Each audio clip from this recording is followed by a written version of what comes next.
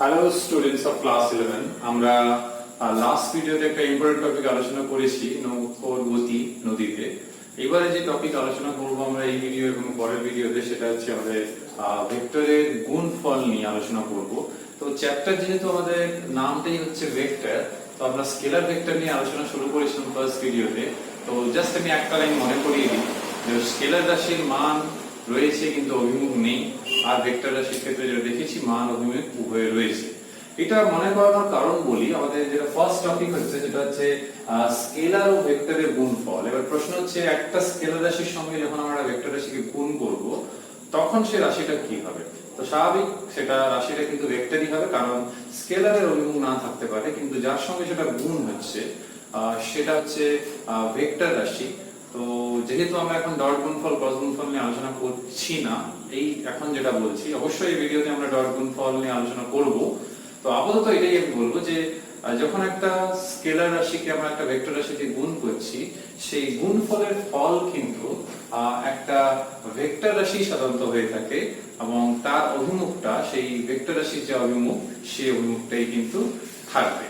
আমি ছোট্ট কয়েকটা উদাহরণ দিই। সাপোজ কারো সরণ হয়তো রয়েছে 10 মিটার টুয়ার্ডস ইস্ট, অর্থাৎ পূর্ব দিকে। এইবারে কি হলো না, এইটাকে আমরা এই 10 মিটার পূর্ব দিককে আমরা হয়তো 5 দিয়ে হয়তো গুণ করে দিলাম। তো 5 দিকে গুণ করে দিচ্ছি যেহেতু, তার মানে যদি আমি এইভাবেও বলি এখানে সুবিধা হবে, তার মানে এটা কিন্তু হয়ে যাবে 50 মিটার পূর্ব দিক। তার মানে বলতে এটা চাইছি, যদি আমরা কোনো ধনাত্মক সংখ্যা কিংবা ধনাত্মক স্কেলার দিয়ে যখন গুণ করছি তখন মানটা তো গুণ হয়েই যাচ্ছে, অভিমুখটা কিন্তু অ্যাজ ইট ইজ সেই পূর্ব দিকে কিন্তু থাকবে।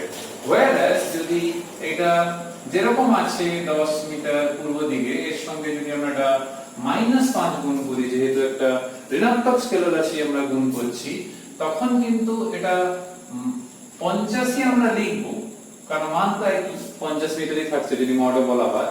কিন্তু যেহেতু মাইনাস চিহ্ন, তাহলে পূর্ব দিকের যেটা আমাদের অপোজিট যেটা হচ্ছে সেটা হচ্ছে কি না পশ্চিম, তো সেটা আমরা লিখবো পশ্চিম দিকে।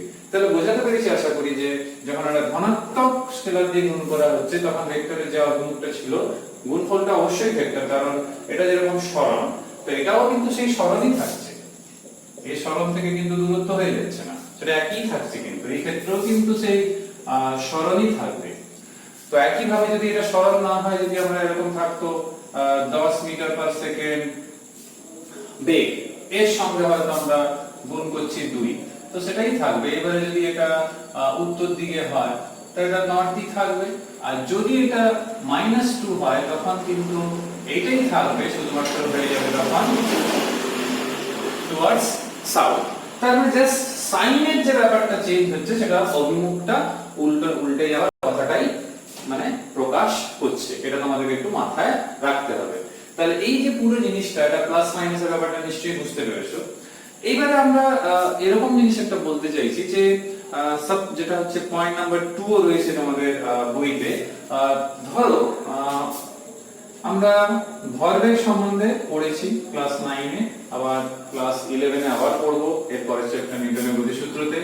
তাহলে আমরা দেখেছি ভর যেহেতু স্কেলার রাশি, তার সঙ্গে গুণ হচ্ছে বেগ, বেগ হচ্ছে ভেক্টর রাশি। তো আমরা কি দেখলাম, একটা স্কেলার রাশি আরেকটা ভেক্টর রাশির সঙ্গে গুণ হলো, পাওয়া গেল ভেক্টর রাশি যেটা এক্সপেক্টেড, কিন্তু এই রাশি সম্পূর্ণ আলাদা, এই রাশি আলাদা, এই রাশি তাদের থেকে আলাদা।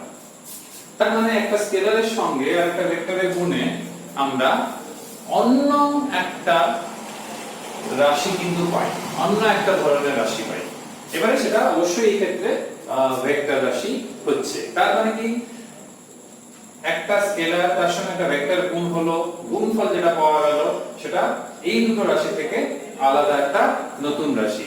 তোমাদের বইতে এটা 2 নম্বর পয়েন্টে এটা আলোচনা করা রয়েছে, এটা একটু মাথায় রাখবে। একইভাবে যদি আমরা এরকম ভাবি, তোমরা এই সম্পর্কটা দেখেছো, s = dt সম্পর্কটা দেখেছো, তাহলে এইখানে যদি আমরা s এর জায়গায় d লিখি আমি এস কে সরণ বলছি, আর ডি কে যদি আমরা দূরত্ব বলি, তাহলে আমরা ইজিলি বলতে পারবো যে বেগের সঙ্গে, বেগ হচ্ছে একটা ভেক্টর রাশি, তার সঙ্গে সময়, তো সময় হচ্ছে স্কেলার রাশি, এটা যখন গুণ করা হয় তখন যে রাশিটা পাওয়া যাচ্ছে সেটা কি না দূরত্ব। তো এই জিনিসটা দেখবে তোমাদের বিভিন্ন জায়গাতে বিভিন্ন জিনিস রয়েছে। তো আমরা এখানে দেখলাম একটা ভেক্টর রাশি তার সঙ্গে আর একটা স্কেলার রাশি গুণ হয়, আমরা স্কেলার রাশিও পেয়ে থাকি। তো সাধারণত আমরা ভেক্টর রাশি পাই, কিন্তু অনেক সময় আমরা স্কেলার রাশিও কিন্তু পেয়ে থাকি।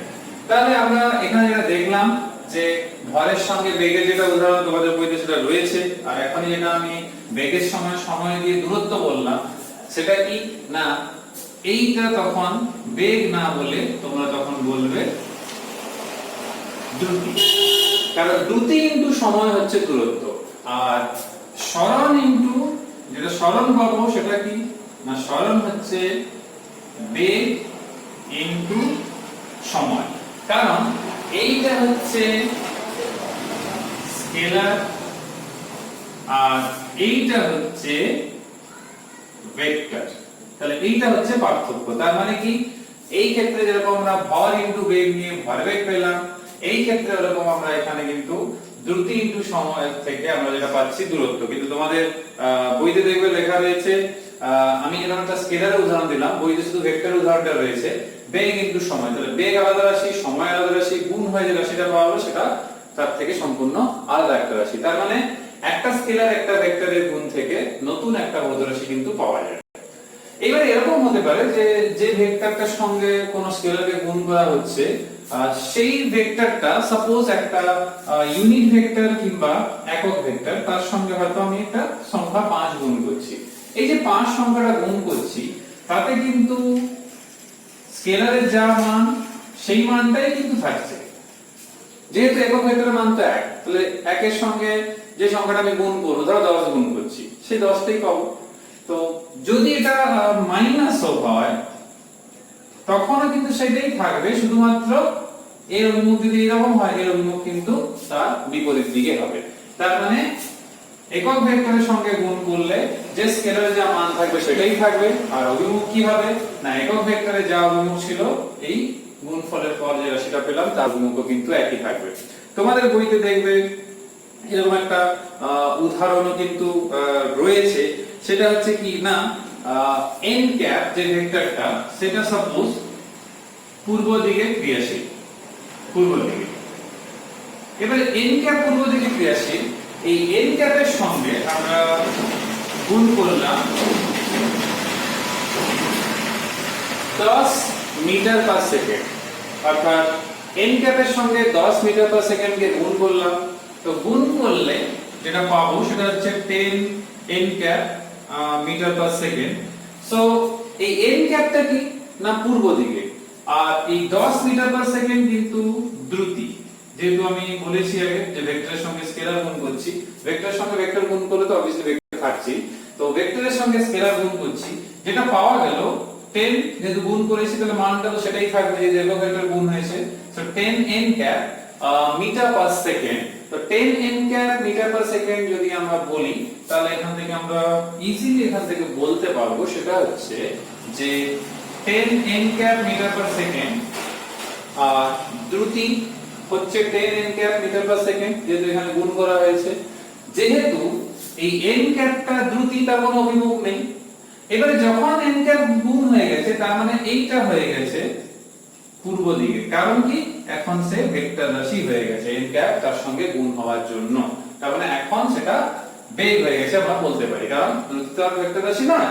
তাহলে এটা পূর্ব দিকে কেন না n ক্যাপ যেহেতু পূর্ব দিকে, যদি n ক্যাপটা দক্ষিণ দিকে হয় তখন এটাও আমরা লিখবো তখন দক্ষিণ দিকে, যদি পশ্চিম দিকে হয় পশ্চিম দিকে। তার মানে n ক্যাপের যেটা ডিরেকশন হবে কিংবা অভিমুখ হবে সেই অভিমুখটাই হবে এই গুণফলে। তো এটা তোমাদের বইতেও খুব সুন্দরভাবে বলা রয়েছে। এইদিকে দ্রুতি বললে এদিকে দ্রুতি বলা যাবে না, আমি আগেই যেটা বললাম, তখন এটা বেগ বলা হবে। তো বইতে এই তিনটে পয়েন্ট আমাদের এটা সিলেবাসেও রয়েছে। তো এই তিনটে জিনিস আশা করি তোমরা বুঝতে পেরেছো, বইতে রয়েছে। তোমরা সবসময় ভিডিও দেখার পর বইটা ভালো করে পড়বে, তাহলে তোমাদের পড়তে কিন্তু সুবিধা হবে, তাহলে দুটো মিলিয়েই কিন্তু পড়াটা কমপ্লিট হবে। এইবারে যেটা আমরা আলোচনা করব খুব ইন্টারেস্টিং এবং একটা গুরুত্বপূর্ণ টপিক, সেটা হচ্ছে যে দুটো ভেক্টরের গুণফল। তো দেখো আমরা এই ভিডিওতে আলোচনা করব স্কেলার গুণফলটাই, কিন্তু ভেক্টর গুণফলটা আমরা নেক্সট ভিডিওতে আলোচনা করব। তার মানে আমি বলতে এটা চাইছি, যখন দুটো ভেক্টরে আমরা গুণফল করব, দুটোই রয়েছে আমাদের সিলেবাসে, অবশ্য ত্রৈধ গুণটাও হয়, তো সেই ত্রৈধ যে গুণটা রয়েছে সেটা আমাদের ছায়া প্রকাশনী বইতে আলোচনা করা, কিন্তু ফর্মুলাটা একটু কাজে লাগে, প্রশ্নতে কিছু প্রশ্ন রয়েছে, সেটা সাঁতরা প্রকাশনী বইতে রয়েছে, তো সেটা তবুও আমি আলোচনা করব যেহেতু ওটা এন্ট্রান্সেও লাগবে। তো দুটি ভেক্টরের গুণফল যখনই প্রসঙ্গ আসবে, তাহলে এই গুণফলটা দুটো পার্টে আমরা বলতে পারি। দুটো পার্টের মধ্যে ফার্স্ট যে পার্টটা রয়েছে সেটা হচ্ছে স্কেলার গুণফল। তো সেই স্কেলার গুণফল হচ্ছে ফার্স্ট, যেটাকে আমরা ডট গুণফল বলি, যেটা আমাদের এই ভিডিওর আলোচ্য বিষয় এইটা। আর সেকেন্ড যেটা হচ্ছে সেটা হচ্ছে ভেক্টর গুণফল। ভেক্টর গুণফল, তো ভেক্টর গুণফল আমরা নেক্সট ভিডিওতে আলোচনা করব। সেটা তুলনামূলকভাবে স্কেলার গুণফল থেকে একটু কঠিন, কারণ সেখানে অভিমুখের ব্যাপারটা থাকে। আর যেহেতু নাম দেখতে পাচ্ছ স্কেলার গুণফল, তাহলে বুঝতেই পারছো যে দুটো ভেক্টর রাশির গুণফলে অনেক সময় কিংবা কিছু ক্ষেত্রে যে ফলাফলটা পাই সেটা কিন্তু স্কেলার হয়, যেটা আমি ভিডিও শুরুতে বারবার বলছিলাম যে দুটো ভেক্টরের গুণফলে স্কেলার ফলাফল পেতে পারি। আর ভিডিও শুরুতে যেটা আমি বললাম সেটা আমি আবার একবার মনে করিয়ে দিই। আমি বলেছিলাম যে একটা স্কেলার রাশির সঙ্গে যখন আমরা ভেক্টর রাশি গুণ করি, ফলাফলটা কিন্তু সব সময় ভেক্টরই থাকে, সেটা কিন্তু কখনোই স্কেলার হয় না। আমি বলেছিলাম সাধারণত, কিন্তু এবার আমি তাকে জেনারেলাইজ করছি যেটা সব সময়ই কিন্তু হয়। যেহেতু তখন এটা আমরা আলোচনা করিনি, সেই জন্য আমি এটা বলছিলাম সাধারণত, কিন্তু এবার বলছি যে একটা স্কেলার রাশিকে যখনই কোনো ভেক্টর রাশি দিয়ে গুণ করব, তার ফলাফল সর্বদা ভেক্টরই হবে, স্কেলার কখনোই হবে না। কিন্তু দুটো ভেক্টর রাশি যখন গুণফল হয়, তার ফলাফল স্কেলারও হতে পারে আবার ভেক্টরও হতে পারে। তো যে ক্ষেত্রে ফলাফলটা স্কেলার হতে পারে সেটা আমরা আলোচনা এখন করে নেব। তো সেই আলোচনাটা আমরা কিভাবে করব না, সবচেয়ে প্রথমে এখানে বলা রয়েছে যে স্কেলার গুণফল সম্বন্ধে, আবার দুটো ভেক্টর নিয়ে। তো এইটা যে আলোচনা আমরা করব, সাপোজ দুটো ভেক্টর নিলাম a এবং b। তো যখনই স্কেলার গুণফল করা হবে, তাদের মধ্যবর্তী যে দুটো ভেক্টরের মধ্যে করা হবে, a b c d যা খুশি ধরো না কেন, তার মাঝে একটা ডট চিহ্ন দিতে হয়। যেহেতু এখানে ডট চিহ্ন ইউজ হচ্ছে গুণের পারপাসে, তো এটা একটা স্কেলার গুণফলকে বলা হয়, এই জন্য একে বলা হয় অবশ্য ডট গুণফলও বলা হয়। তো এই a ডট b সমান হচ্ছে mod a into mod b cos theta.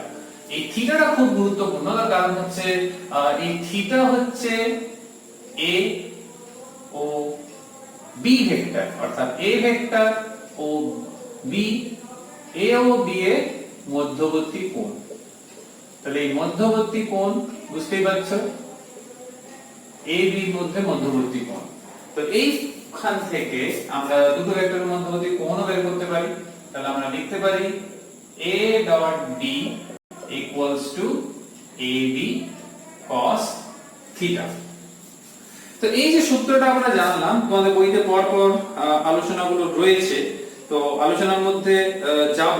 তো বইতে কিন্তু ab স্মল লেটারে লেখা রয়েছে, তো সেটা তাদের ইচ্ছা, তোমাদের ইচ্ছাও লিখতে পারো স্মল ab। আমি সবসময় একটু ক্যাপিটালি প্রিফার করি, ওই জন্য আমি ক্যাপিটাল লেটারে লিখলাম। এবার প্রশ্ন হচ্ছে যে এরকম কি সত্যি ভৌত রাশি রয়েছে যে যাদের গুণ করলে সেখান থেকে ভেক্টর রাশি দুটোকে ডট করলে স্কেলার পাওয়া যায়? হ্যাঁ, তোমরা নবম শ্রেণী থেকে পড়ে আসছো, তো মনে করে দেখো নবম শ্রেণীতে কৃতকার্য যখন পড়ো তোমরা, তখন তোমরা এটা পড়েছো। তো এটাকে যদি আমরা ভাষায় প্রকাশ করি, তাহলে কি কার্য হচ্ছে প্রযুক্ত বল, তার সঙ্গে গুণ হচ্ছে কি গুণ না, সেটা হচ্ছে ভেক্টর গুণ। কি রকম ভেক্টর না, গুণটা কিন্তু স্কেলার, কিন্তু যে দুটো রাশির গুণ হচ্ছে সেটা হচ্ছে ভেক্টর।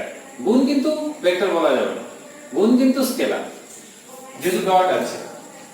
কিন্তু দুটো রাশি যাদের মধ্যে গুণ হলো সেটা হচ্ছে ভেক্টর আর ফলাফলটা হচ্ছে স্কেলার। তাহলে এটা খুবই ইন্টারেস্টিং একটা ফলাফল। এটা তোমাদের বইতেও দেখবে এর एग्जांपलটা রয়েছে, এটা খুব সহজ ধারণার মধ্যে পড়ে, সব বইতেই থাকে। তাহলে স্কেলার এদিকে ভেক্টর এদিকে ভেক্টর। এই যে স্কেলার কিংবা ডট গুণফল এর অনেকগুলো ধর্ম রয়েছে, সেই ধর্মগুলো না জানলে আমরা কিন্তু, যেহেতু এখান থেকে নিউমেরিক্যালি মূলত আছে বিভিন্ন রকমের নিউমেরিক্যাল, সেগুলো কিন্তু সলভ করতে পারবো না। তো সেই আলোচনাটা সবচেয়ে প্রথমে আমরা পড়ে নেব। সবচেয়ে প্রথম যে প্রপার্টি কিংবা ধর্ম সেটা হচ্ছে একই জাতীয় দুটো ভেক্টর রাশির যদি ডট গুণফল করা হয় তার মান সব সময় কি হয়, তার ফলাফলটা কি হয়, তার যে মান তার বর্গ হয়। তো এটাকে তো প্রমাণ করে দেখাতে হবে। তাহলে প্রমাণ কিভাবে করব? যদি আমরা লেফট হ্যান্ড সাইড নিই তাহলে কি আসছে a ডট a। তো সূত্র আমরা জানি ab cos θ লিখেছিলাম, তার মানে কি a, তো a পরেরটাও থাকছে a cos 0 ডিগ্রি। কেন cos 0 ডিগ্রি? দুটো একই রকমের ভেক্টর, তাই দুটো যখন একই রকমের ভেক্টর হবে তাহলে তাদের মধ্যবর্তী কোণ আমরা কি বলবো না 0 ডিগ্রি। সেই জন্য আমরা এখানে লিখতে পাচ্ছি 0 ডিগ্রি। তাহলে এখান থেকে পাওয়া গেল a স্কয়ার। তো দেখো প্রপার্টিটা খুবই সহজ। নেক্সট হচ্ছে স্কেলার গুণফল, অর্থাৎ আচ্ছা একটা কাজ করবে, a স্কয়ার যেহেতু রয়েছে এটা বের করে নিতে পারলেই ভালো, কারণ হচ্ছে কিছু অঙ্কের ক্ষেত্রে এরকম প্রমাণ আকারেও থাকতে পারে। a তো জাস্ট ফর एग्जांपल তো b c d যা খুশি ভেক্টর ধরতে পারো, ঠিক আছে। আর সেকেন্ড যে প্রপার্টিটা থাকছে, সেই সেকেন্ড প্রপার্টিটা হচ্ছে যে ডট গুণফল কিন্তু যে বিনিময় নিয়ম সেটা কিন্তু মেনে চলে। তো সেটা কিভাবে? তা দেখো বাম দিকে যদি আমরা লক্ষ্য করে দেখি, বাম দিকে তাহলে a ডট b, এই a ডট b যদি আমরা লিখি তাহলে এটা লিখব। whereas যদি আমরা রাইট হ্যান্ড সাইড দেখি তো রাইট হ্যান্ড সাইডে কি আছে না b ডট e।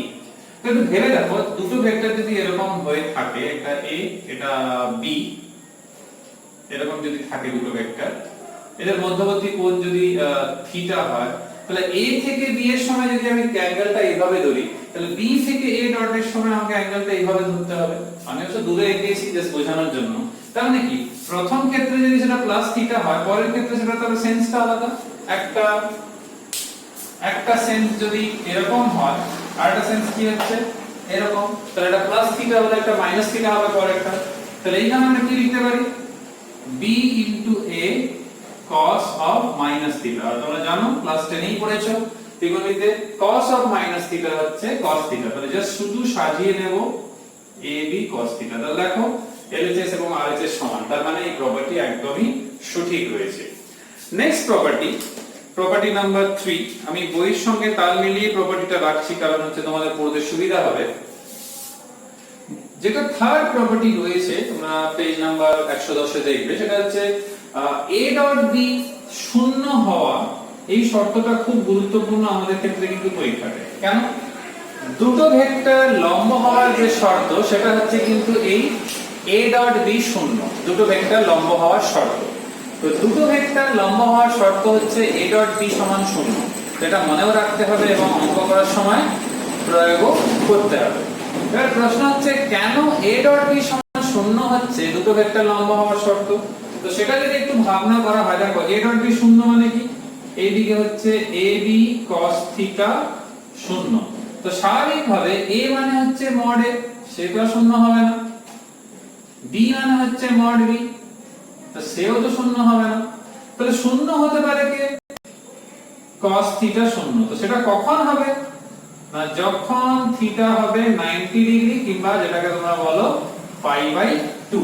এই জন্য বলা হয় দুটো ভেক্টর লম্ব হওয়ার শর্ত হচ্ছে a ডট b শূন্য। দুটো ভেক্টর দেওয়া থাকলে তারা লম্ব কিনা চেক করার জন্য তোমরা শুধু তাদের মধ্যে ডট গুণফল করবে। যদি ডট গুণফলের মান শূন্য বেরোয় তাহলে তারা লম্ব, যদি শূন্যের জায়গায় অশূন্য কোনো মান বেরোয় সে ধনাত্মক ঋণাত্মক যাই হোক না কেন তারা তখন লম্ব নয়। এটা মাথায় রাখতে হবে। পয়েন্ট নাম্বার 4, দুটো ভেক্টরের মধ্যবর্তী কোণ বের করার সময় কি করব? না আমি আগেই বলেছিলাম, এইখানেই বলেছিলাম যে এই ফর্মুলা দিয়ে আমরা দুটো ভেক্টরের মধ্যবর্তী কোণ বের করতে পারি। অর্থাৎ কি না a ভেক্টর বি ভেক্টরের ডট গুণফল করলে এটা পাওয়া যাচ্ছে। তো এখান থেকে যদি আমরা cos থিটাটা বের করি তাহলে কি আছে না a dot b by ab। তো এখান থেকে ইজিলি আমরা থিটা বের করে নিতে পারবো, সেটা হচ্ছে cos inverse a vector b ভেক্টরের ডট বাই ab। তো এই ফর্মুলা দিয়ে আমরা কিন্তু খুব সহজেই কিন্তু অ্যাঙ্গেল বের করে নিতে পারবো দুটো ভেক্টরের মধ্যবর্তী অ্যাঙ্গেল। তো এখান থেকে অনেকগুলো এমসিকিউ শর্ট প্রশ্ন রয়েছে এন্ট্রান্স এবং 11 অ্যানুয়াল এক্সামিনেশন। নেক্সট প্রপার্টিতে আমরা চলে আসব। আর দুটো প্রপার্টি রয়েছে। তো নেক্সট প্রপার্টির মধ্যে হচ্ছে খুব ইন্টারেস্টিং প্রপার্টি, যেটা আমাদের অঙ্ক করতে প্রচুর সাহায্য করে। তো তোমরা জানো x অক্ষ বরাবর যে একক ভেক্টর সেটা হচ্ছে i ক্যাপ, আর y অক্ষ বরাবর যে একক ভেক্টর সেটা হচ্ছে j ক্যাপ। আমি আগেই বলেছি, তোমরা মনে করে রাখো। যদি এরকম আমি আলোচনা করি, সাপোজ এটা x, এটা y, এটা z, তাহলে এই বরাবর হচ্ছে i ক্যাপ, এই বরাবর হচ্ছে j ক্যাপ, আর এই বরাবর হচ্ছে k ক্যাপ। তিনটে সমকোণী ভাবে যদি আমরা বলি, তার মানে z বরাবর হচ্ছে k ক্যাপ। তো এদের মধ্যবর্তী ডট গুণফল বের করা আর সেটা সরাসরি প্রয়োগ করা অঙ্কের ক্ষেত্রে খুবই গুরুত্বপূর্ণ। যেরকম ধরো i ডট i কিংবা j dot j, k dot k, আমরা প্রমাণ করে দেখাবো যে এর মান হচ্ছে 1। তাহলে আমি একটা করলে তোমরা নিজেরাও বাকিগুলো করতে পারবে। তো এটা কিন্তু আমরা এর হেল্প নিতে পারি। প্রথম প্রপার্টি দেখো a ডট a সমান a স্কয়ার, তার মানে এর উত্তর কি হবে? তার মানে কি i square mod i square. i মানে কি একক ভেক্টর x অক্ষ বরাবর। তো একক ভেক্টর মানে কত? মান 1। তাহলে 1 এর বর্গ কত? 1ই হবে। তো সেখান থেকে উত্তর কিন্তু 1ই হবে। এইবারে প্রমাণ করতে চাইলে তোমরা সূত্র লাগাবে। কি সূত্র ছিল? Mod a mod b cos theta, অর্থাৎ mod i cos theta. Theta কত হবে? i একই ভেক্টর হলে অ্যাঙ্গেল কত? 0 ডিগ্রি। তাহলে কত? 1 * 1 * 1, দেখো 1। তো একই ভাবে তোমরা এগুলো প্রমাণ করে নেবে। এখানে মনে রাখবে ডট গুণফলের সময় একক ভেক্টরের ক্ষেত্রে যদি সমজাতীয় হয়, অর্থাৎ i dot i, k dot k কিংবা -j ডট -j, উত্তর সব সময় 1 হবে। আর বিষমজাতীয় যদি হয় উত্তর সব সময় 0 হবে। অর্থাৎ যদি কেউ এরকম করে, suppose i dot j cap কিংবা j ডট k ক্যাপ, কিংবা কেউ হয়তো করছে i ডট k ক্যাপ। এবার আমি i ডট k ক্যাপ লিখেছি, কেউ লিখলো হয়তো k ডট i ক্যাপ, সে লিখতেই পারে। কেউ হয়তো লিখলো k dot minus i cap, say combination অনেকগুলোই করা যাবে। কিংবা আমি লিখেছি j ডট k ক্যাপ, কেউ লিখলো k ডট j ক্যাপ। কারণ আমি আগেই বলেছি এরা কিন্তু বিনিময় নিয়ম কিন্তু মেনে চলে। তো কেউ আমি একে লিখলাম, কেউ দুয়ে লিখলো, কে দুয়েরটাকে একে লিখলো, তাতে কিন্তু কিছু যায় আসে না। রেজাল্টেও কিন্তু কোনো প্রভাব পড়বে না, যেটা তোমরা দেখেছো রেজাল্টে কোনো প্রভাব পড়েনি। রেজাল্ট এই জাতীয় আমরা কি করে বের করব? দেখো i ডট j ক্যাপ, তাহলে mod i cap into mod j cap cos 90 degree. কেন 90 ডিগ্রি? না i আর j এর মধ্যবর্তী দেখো কোণ 90 ডিগ্রি থাকছে। আর এমনিও তিনটে অক্ষগুলো যদি আমরা একটা আয়তঘন কিংবা একটা সমকোণী চৌকোলে এক কর্নার থেকে দেখি, তাহলে i j এর মধ্যে 90 ডিগ্রি, j k এর মধ্যে 90 ডিগ্রি, k i এর মধ্যেও 90 ডিগ্রি কোণ থাকছে। তার মানে আমরা যদি এই i ডট k ও করি তাহলে কত আসবে? i মড k মড আর cos 90 ডিগ্রি। দেখো সেই 0, কারণ cos 90 0, 0 এর সঙ্গে যাই গুণ করি না কেন, যত বড় রাশি গুণ করি না কেন, সেই 0 থাকবে। আর এই ক্ষেত্রে তো 1 * 1 * 0, তার মানে 1 * 1 0, অর্থাৎ উত্তর হচ্ছে 0। তাহলে এক কথায় বলতে গেলে একক ভেক্টর যেগুলো রয়েছে x অক্ষ, y অক্ষ, z অক্ষ বরাবর, তারা যদি একই জাতীয় হয় i dot i, k dot k, j dot j, তাহলে উত্তর হবে 1। বিষমজাতীয় যদি হয় i ডট j কিংবা j ডট i কিংবা k ডট i কিংবা j ডট k কিংবা k ডট j, এই জাতীয় যদি হয় উত্তর সব সময় হবে 0। লাস্ট যে প্রপার্টি, যেটা খুবই গুরুত্বপূর্ণ, কারণ অনেক অঙ্কতে এটাই সবচেয়ে বেশি হেল্পফুল হয়ে থাকে, সেটা হচ্ছে দুটো ভেক্টর তোমাদের কাছে থাকবে। অর্থাৎ সাপোজ a ভেক্টর। তো এই ভেক্টরকে আমরা যেরকম বইতে উপাংশ বলেছে, আমরা ওর উপাংশ লিখব। x বরাবর উপাংশ, তার মান ধরো ax, সেই বরাবর তার একক ভেক্টর। y বরাবর নাম দিলাম ay, তার একক ভেক্টর। এরকম যদি পরপর থাকে, b এর জন্য একই ভাবে লিখলাম bx i ক্যাপ, by, অর্থাৎ এই উপাংশগুলো বলছি প্রত্যেকটা। তোমরা এমনিও দেখেছো, আমরা ত্রিমাত্রিক দেশে আমি একটা ভিডিওতে আলোচনা করেছিলাম ত্রিমাত্রিক দেশে একটা ভেক্টরকে কিভাবে আমরা রিপ্রেজেন্ট করি কিংবা প্রকাশ করি, r vector equals to xi cap plus yj cap plus zk cap. তো তাই অনুরূপেই লেখা, ঠিক আছে। তো এইরকম ধরো দুটো ভেক্টরে ডট গুণফলের মান তোমাদের হয়তো জিজ্ঞেস করলো। তো জিজ্ঞেস করার সময় তোমরা কি করবে, নরমাল ভাবে যেরকম আমরা লিখি সেইভাবে তুলে নেবে। আগে তুলে নেওয়ার পর যেরকম ডট গুণফল করতে বলেছে তাই ডট চিহ্ন দিলাম। এবারে এই যে গুণটা করব, অর্থাৎ স্কেলার যে গুণটা আমরা করব, তো এখানে তিনটে পদ সেখানে তিনটে পদ, তাহলে মোট থাকছে 9টা পদ। সেই 9টা পদের মধ্যে কিন্তু বলতে গেলে 6 জনকে কিন্তু পাওয়া যাবে না। কেন পাওয়া যাবে না? দেখো এইখানে i ডট i 1, তাই এটা লিখবো, কারণ i ডট i 1 আমরা দেখেছি, প্রুফ দেখেছি, এখানে দেখো 1, তাহলে এটা থাকছে। কিন্তু i ডট j 0, আবার i ডট k সেটাও 0। এই ক্ষেত্রে দেখো ay j dot i dot, অর্থাৎ আমি বলতে চাইছি j cap dot i cap, তাহলে 0। পরেরটা কিন্তু থাকছে j ডট j, দেখো তাহলে থাকছে ওই জন্য। তারপরটা আবার থাকছে না, j ডট k থাকছে না। এবার দেখো k ডট i ক্যাপ থাকছে না, অর্থাৎ আমি বলতে চাইছি k cap dot i cap. পরেরটা দেখো k cap dot j cap, সেটাও থাকছে না, কিন্তু শেষেরটা আবার থাকছে। কারণ কি? k cap dot k cap. তাহলে এখান থেকে আমরা ax dx কি পেলাম। এখানেও কিন্তু বেরও করতে পারো, মনে রাখতেও কোনো সমস্যা নেই। তার কারণ বলি, শুধু দেখো x x গুলো একসঙ্গে আছে, y y গুলো একসঙ্গে আছে, z z গুলো একসঙ্গে আছে, কিন্তু দেখো কোনো x z নেই, z y নেই, কিংবা y z নেই, কিংবা z x নেই। কারণ আমি আগেই বলেছিলাম বিষময় জাতীয় হলেই কিন্তু সেগুলো শূন্য হয়ে যায়। তো মনে রাখতেও কোনো অসুবিধা নেই, তোমরা নিজেরা বসেও নিতে পারো, বসতে কোনো সমস্যা নেই, কোনো বেশি সময়ও লাগছে না। আমিও করলাম, দেখলে তো সময় লাগছে না। তো তোমরা নিজেই করতে পারবে। যে মানগুলো হয়তো দেখা গেল কারো ক্ষেত্রে ay হয়তো নেই, স্যার মান শূন্য আছে, তো থাক, সেটা শূন্য থাকা যাবে। কারো ক্ষেত্রে ঋণাত্মক আছে, সেটা সাইন চেঞ্জ করে দেবে, কোনো অসুবিধা নেই। এটা নিয়ে কোনো চিন্তা করার দরকার নেই, কোনো ভাবনার কোনো ব্যাপারই নেই। যেরকম থাকবে মান ওরকমই বসিয়ে দিতে হবে। তো এখানে আলোচনা শেষ করছি। কিছু গাণিতিক উদাহরণ, এখানে গুরুত্বপূর্ণ গাণিতিক উদাহরণ ছায়া শাস্ত্র দুটো বইতেই রয়েছে। ছায়াতে এখানে দেখবে 5টা নিউমেরিক্যাল প্রবলেম রয়েছে। তার মধ্যে একের দাগে যে প্রশ্ন, এই টাইপের প্রশ্ন গুরুত্বপূর্ণ, দুটো ভেক্টরের মধ্যবর্তী কোণ বের করা।